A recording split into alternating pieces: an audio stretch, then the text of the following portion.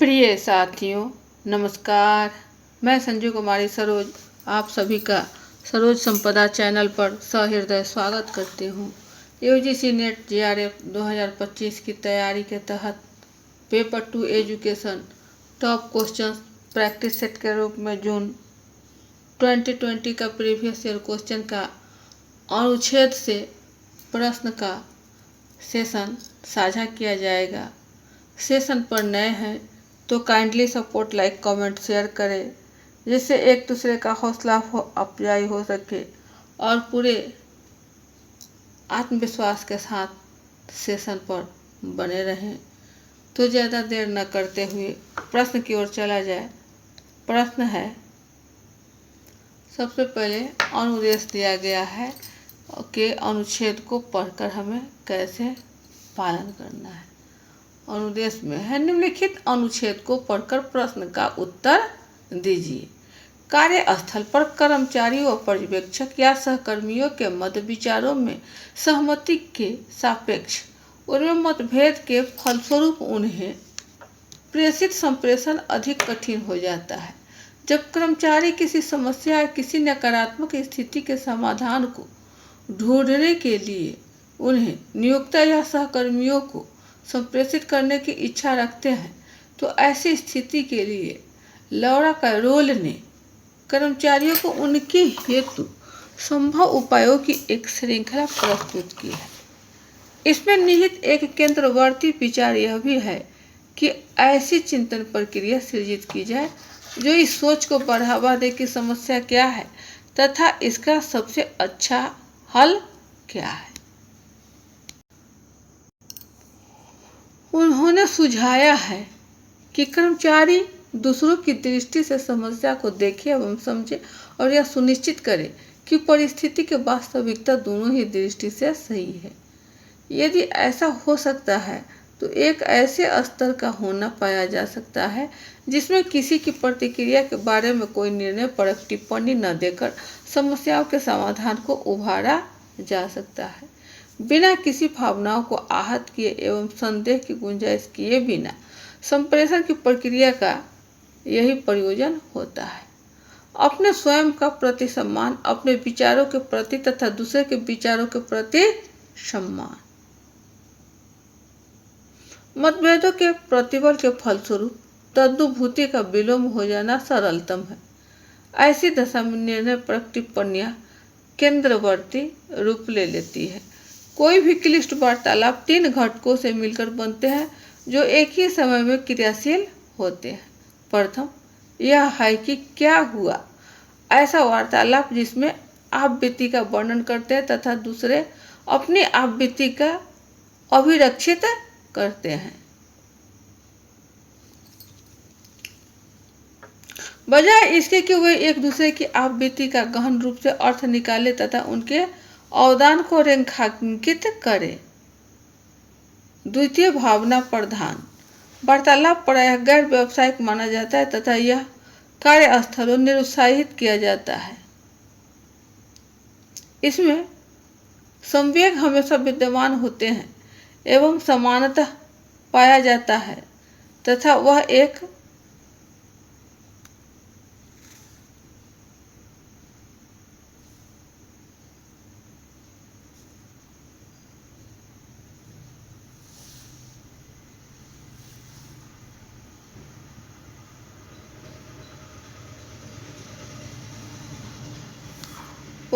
ऐसा आधार प्रदान करते हैं जो इंद्रियों की प्रकृति को स्पष्ट करता है। अंत में पहचान परक वार्तालाप, जिसमें अंतर्भावित लोग ऐसा महसूस करते हैं कि उनकी पहचान को एक संकट है।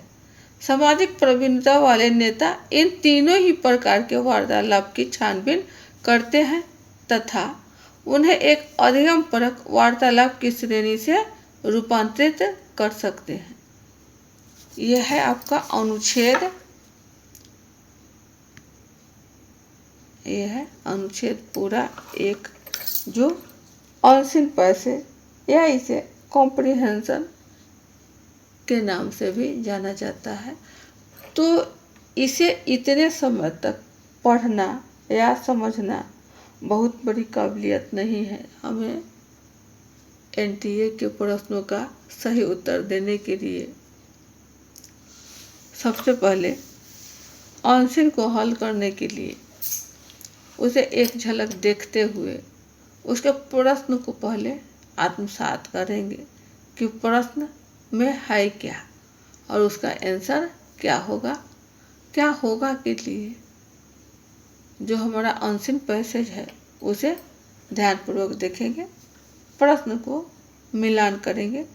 तो ये था आपका कुछ आंसर पैसेज की घटना चक्र। अब इसका अंतर्गत जो प्रश्न है, प्रश्न को देखा जाए। प्रश्न है 91 पे, निम्नलिखित कथनों में से कौन सा कथन संप्रेषण का अर्थ बताता है।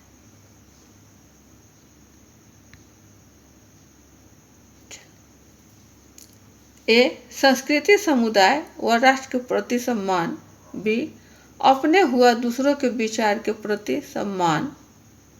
सी, परिवार स्वयं व अन्य के विचारों के प्रति सम्मान। डी, संप्रेषण एक द्वितरफी प्रक्रिया है। ये ऑप्शन आपको ABCD में 4 दिए गए हैं और आपको इस अकॉर्डिंगली मतलब जो आंसर दिया गया है उसके आधार पर ही आपको जवाब देना है। तो सही क्या हो जाएगा, देख लिया जाए। सही है अपने व दूसरों के विचारों के प्रति सम्मान। भी हो जाएगा। यह है ऑप्शन बी आपको।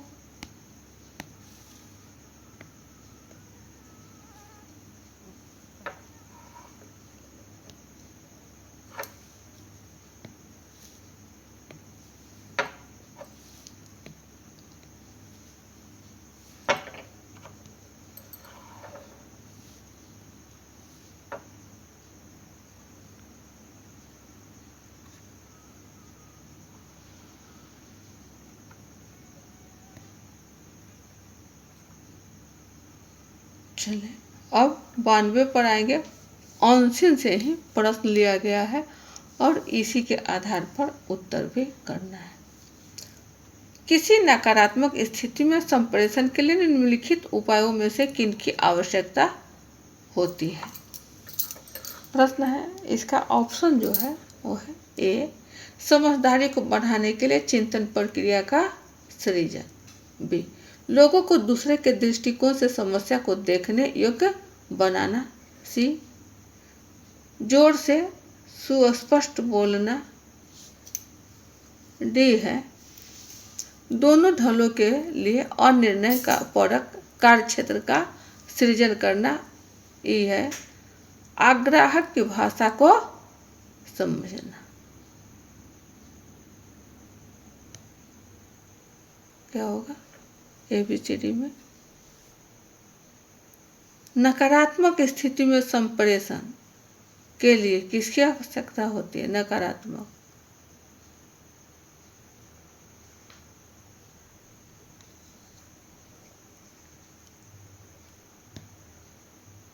यह है आपको सही आंसर सी, ABD ओनली।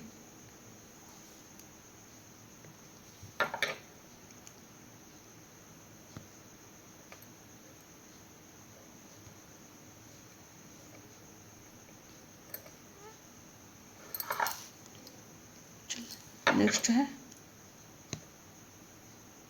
93 पर है, 91 हो गया। हाँ 93 का क्वेश्चन है, किस परिस्थिति में तदनुभूति के निर्णय द्वारा स्थानापन्न किया जाता है। ए, प्रेषक व आग्राहक के मध्य समान विचार के मामले में। बी, लोगों की अधिक संख्या से संप्रेषण किए जाने के मामले पर। सी, अनौपचारिक संप्रेषण के मामले में। डी, प्रेषक व आग्राहक के मध्य मतभेद होने के मामले में। सही क्या होगा।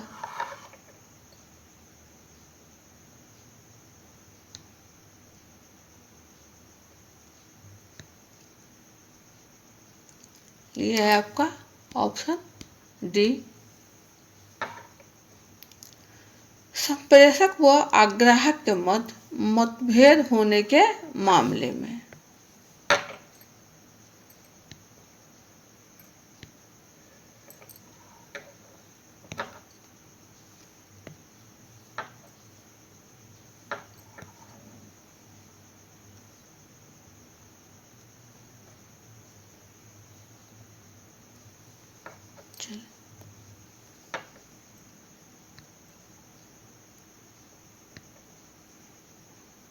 नेक्स्ट है 94 पे।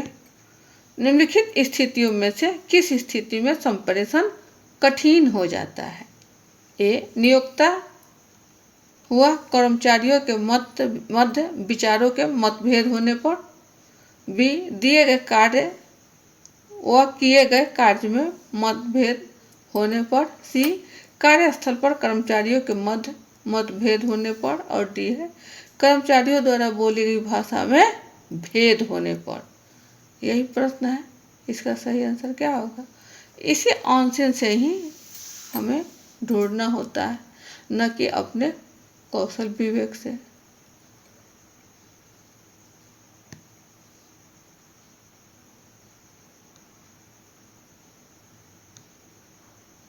तो सही आंसर हमारा क्या हो जाएगा? ए, बी, सी तीनों हमारा सही है। डी जो है नहीं होगा, मतभेद होने पर।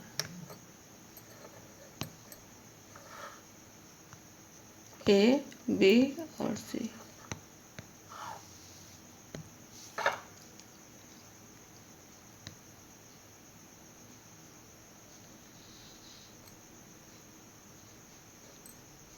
पंचानवे पे है, किसी नेता को कठिन वार्तालाप परिस्थितियों को अर्थपूर्ण अधिगम वार्तालाप में परिवर्तित करने के लिए किस प्रवीणता की आवश्यकता पड़ती है? ए, सामाजिक प्रज्ञा। बी, संवेगात्मक प्रज्ञा। सी, बहुभाषा। और डी है हेरफेर की योग्यता।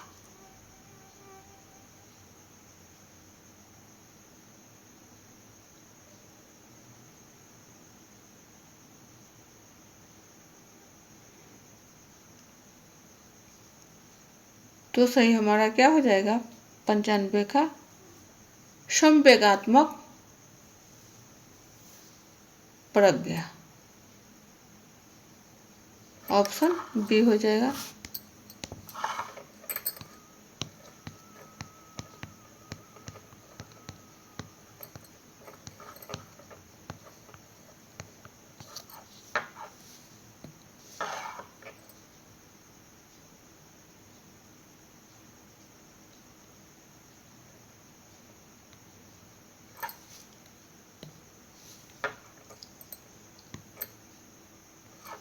सही आंसर का मिलान है।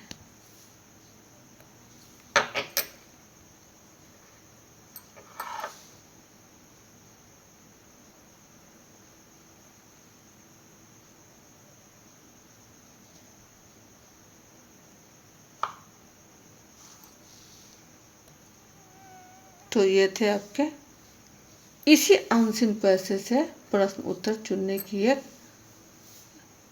छोटा सा प्रयास।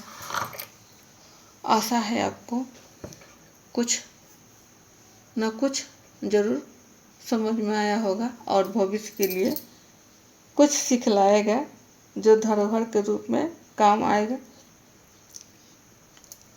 पुनः हम लोग अगले सेशन में अच्छे प्रश्नों को लेकर उपस्थित होंगे। सेशन यहीं वाइंड अप किया जाता है। अगले सेशन में मिलने तक जय हिंद, वंदे मातरम।